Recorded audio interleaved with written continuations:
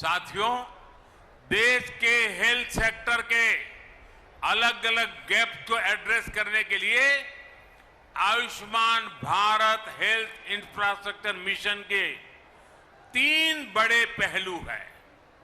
पहला, डायग्नोस्टिक और ट्रीटमेंट के लिए विस्तृत सुविधाओं के निर्माण से जुड़ा है। इसके तहत गांवों और शहरों में हेल्थ एंड वेलनेस सेंटर खोले जा रहे हैं, जहां बीमारियों को शुरुआत में ही डिटेक्ट करने की सुविधा होगी। इन सेंटरों में free medical consultation, free test, free दवा ऐसी सुविधाएं भी मिलेगी। समय पर बीमारी का पता चलेगा तो बीमारियों के गंभीर होने की आशंका कम होगी।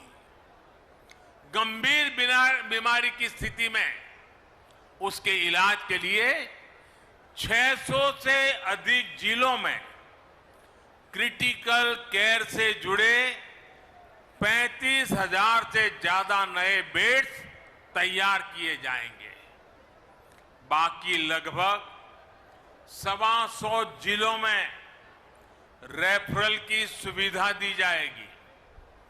राष्ट्रीय स्तर पर इसके लिए ट्रेनिंग और दूसरी कैपेसिटी बिल्डिंग के लिए 12 केंद्रीय अस्पतालों में जरूरी सुविधाएं विकसित करने पर भी काम हो रहा है। इस योजना के तहत राज्यों में भी सर्जरी से जुड़े नेटवर्क को सशक्त करने के लिए 24/7 चलने वाले 15 इमरजेंसी ऑपरेशन सेंटर्स भी तैयार किए जाएंगे। साथियों, योजना का दूसरा पहलू रोगों की जांच के लिए टेस्टिंग नेटवर्क से जुड़ा है। इस मिशन के तहत बीमारियों की जांच, उनकी निगरानी कैसे हो, इसके लिए जरूरी इंफ्रास्ट्रक्चर का विकास किया जाएगा। देश के 730 जिलों में इंटीग्रेटेड पब्लिक हेल्थ लैब्स और देश में चिन्हित 3,500 ब्लॉक्स में ब्लॉक पब्लिक हेल्थ यूनिट्स बनाई जाएगी। 5 regional national centres for disease control, 20 metropolitan units और 15 बीएसएल लैब्स भी इस नेटवर्क को और सशक्त करेगी।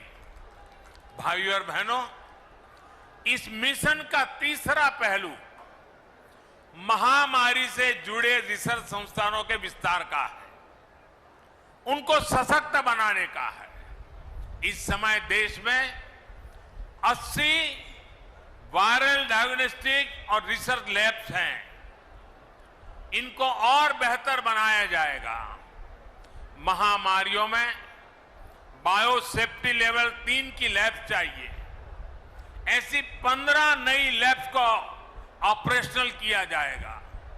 इसके अलावा देश में 4 नए नेशनल इंस्टीट्यूट ऑफ वायरोलॉजी और 1 national institute for one health भी स्थापित किया जा रहा है।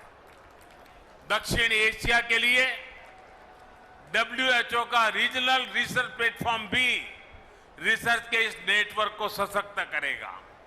यानी Ayushman Bharat health infrastructure mission के माध्यम से देश के कोने कोने में इलाज लेकर क्रिटिकल रिसर्च तक एक पूरा इकोसिस्टम विकसित किया जाएगा।